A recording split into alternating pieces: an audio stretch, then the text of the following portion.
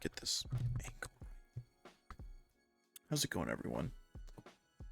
So as I'm sure most of you guys have seen either on the subreddit or partook in it yourself, but today on the Dark and Darker community Discord, there was an official developer Q&A, and this was handled by two Iron Mace developers. Obviously, those names were SDF and Crapst78. I hope I'm saying that right. I unfortunately wasn't able to ask any questions myself because I was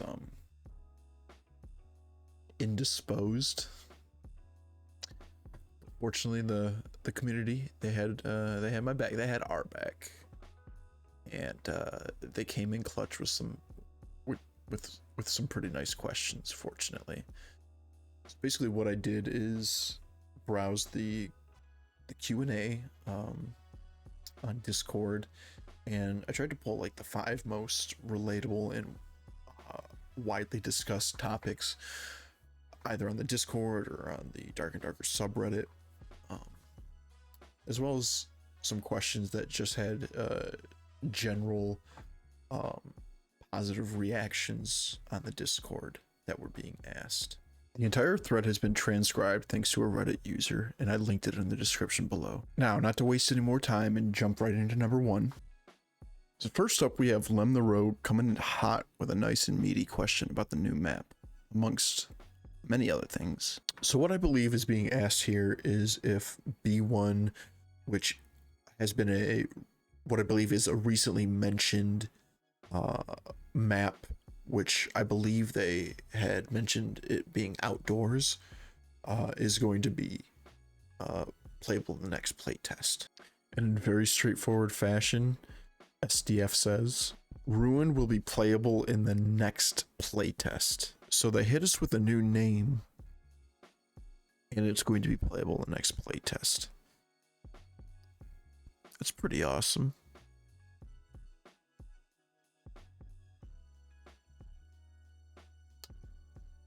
I mean, a new map is always exciting, especially given the fact that we know that they want to have kind of a linear progression from the outside going into the crypt, from the crypt going down to the second level, and then from there going out or deciding to go into Inferno 1 or then down to Inferno 2 to kill the boss.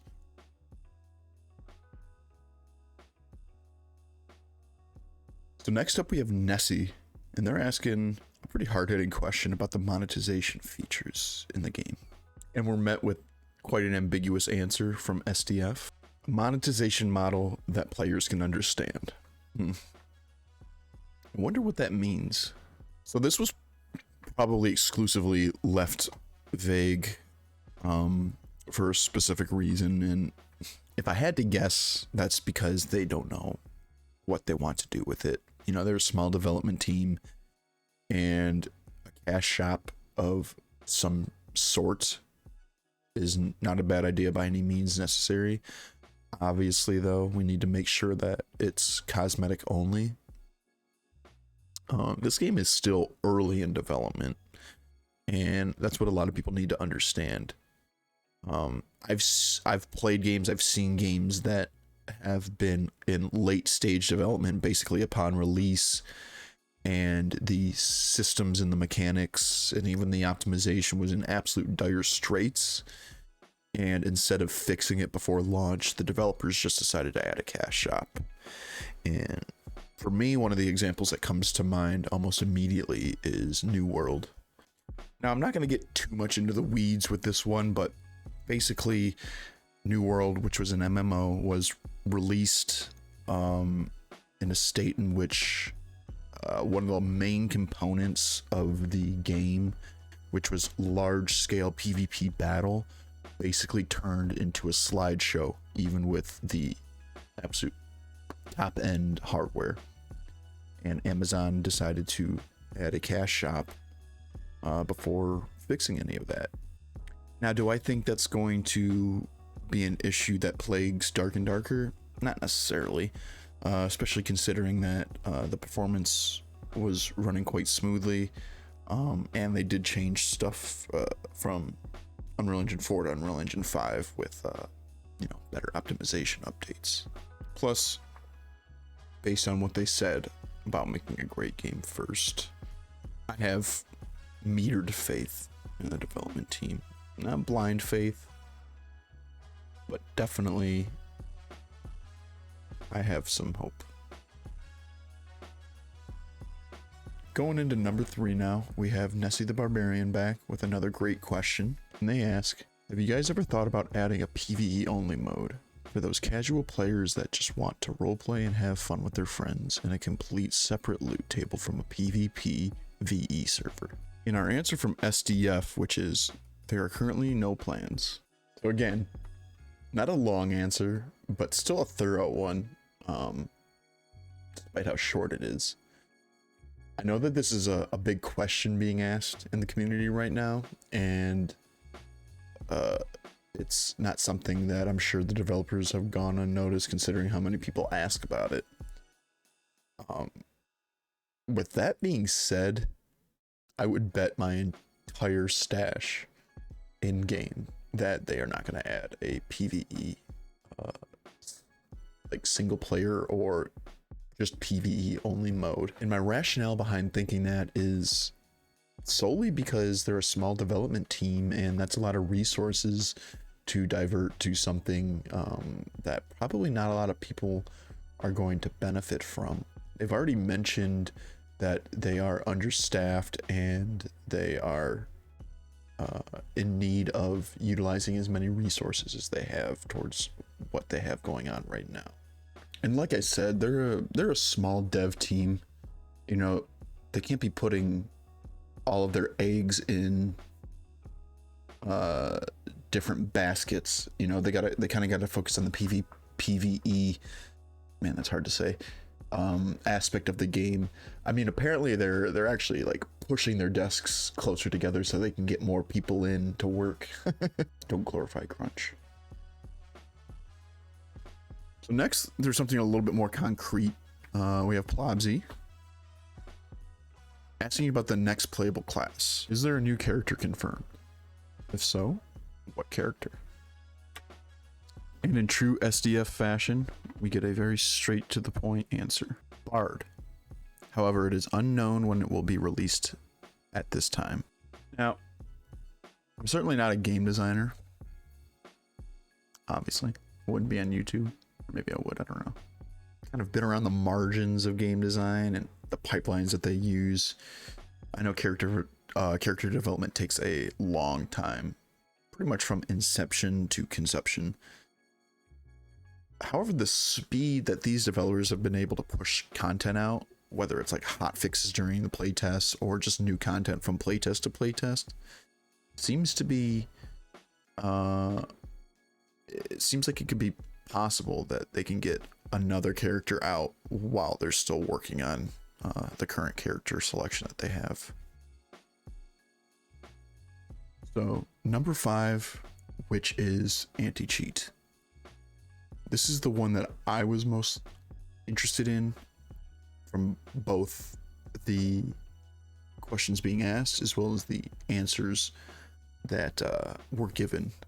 And since this was such a popular question that was being asked on the Discord, I took 3 different users and put them into this final one, just because there were a lot of different perspectives that were kind of being asked in regards to the cheating scenario.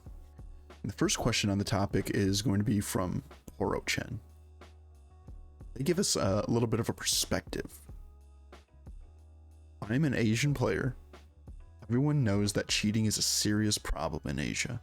Do you have a solution? Unfortunately, to our Asian friends who want to play most games, it's a rampant issue, especially on Asian servers.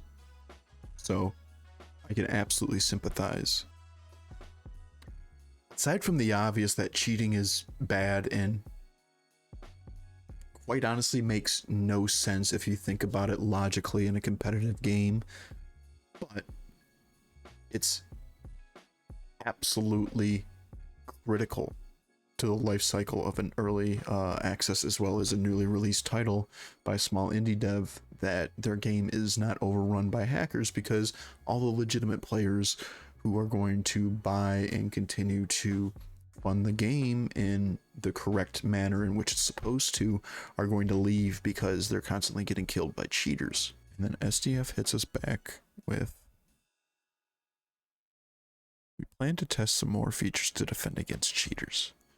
These are things we want to try on the gameplay side of things, other than simply making cheats not work. I don't know, that user could be trolling us, or they could be coming from a legitimate point of view, but as we know, Iron Mace is a South Korean developer, so they probably take this issue very seriously, as they absolutely should. With the words, there are things that we want to try in the gameplay side of things, it makes me think of forms of barrier to entry. So two-factor authentication, or like Steam trusted status on games like CSGO, and I think Dota 2 might have something like that. It seems like they're gonna kind of do put cheaters in their own lobby and fight fire with fire type of psychological warfare, which I'm all for. It sounds like they have some handy tools to stop cheaters at the gate at the very least, so that's good to see. Next up we have Red Mid, who asks, do you know about Valorant's anti-cheat Vanguard? It's very powerful for anti-cheater. Maybe you can learn from it. Broken English, but you get the point. With a lengthy response from SDF, their thoughts about it, they go on to say, I wouldn't say we can do it as well as they do, but it is possible for us to create very powerful security modules that work at the kernel level. But hackers are also very strong, so they too will come and fight at the same level. Therefore, it's not omnipotent. So without getting too in-depth, while still being a little in-depth, as much as possible at least, kernel anti-cheat is a software that works on the kernel level of your operating system, which is a low level, and it basically has the ability to monitor any incoming programs that might be from malicious software, such as a hack or a cheat of some sort, and it is able to stop it before it has the ability to access client side or server side, whatever the case may be. Now, kernel anti-cheats are probably the most effective in conjunction with a gatekeeping status like two-factor authentication or something like that, but they are controversial because they do leave latent programs that are able to monitor, and obviously that is a concern for privacy. So the point is, they can make something that can be very akin to Valorant and Vanguard system that will ban cheaters mid through a match, because it's software that is monitoring and doing the detection, as opposed to actual people, or it being on a server side that happens after the fact, versus Escape from Tarkov. And as I'm sure we're all familiar with, the infamous Wiggle video that is going around in regards to the hacking issue, Battlestate Games has not included anywhere near what Valorant does. So it's kind of a give and take, which actually kind of leads me into the third question. And Silent Killer asks, what is your plan to not end up how Tarkov is now with all the cheaters? Last playtest I played 105 hours, and by the 70th hour joining High Roller, I found the server was full of a lot of cheaters. What will make this game better and not waste my time to cheaters? Now, I did a lot of High Roller myself, and while I did find some cheaters, such as the most common wizards auto-shotting me through a wall, I wouldn't say it's rampant. Yeah. And with his absolute anime main character response, Fighting cheaters is our destiny and one of our biggest challenges. It is impossible to 100% defend against cheaters in FPS game, but we will not spare any investment in defending against this. And my history, just strictly as a gamer of multiplayer FPS, that sentiment is 100% accurate. It is impossible to stop every cheater in just any way, shape, or form. If there's a will, there's a way to some degree, but you should always have as many fail-safes and roadblocks in place for them to not be able to achieve what they're trying to do, which is ultimately ruin the game for other players. Alright guys, that should wrap it up. If you felt like I missed any super important questions, I know I tried to get, like I said, what I felt was the most important community-based questions, but definitely go ahead and put them down in the comments. I'll love to talk about them and make another video. I have a couple more coming out in the next couple of weeks. I'm still working on my upload schedule, but I've nailed it down to 2 uploads a week, as well as I'm going to have a discussion and a tips video. The days tossing between Monday and Thursday, Tuesday and Friday, something along those lines. So it might vary from time to time. So like the video if you found it helpful. There'll be plenty more to come, and definitely give me a follow if you're interested in more dark and darker content. You guys have a fantastic week. There you go.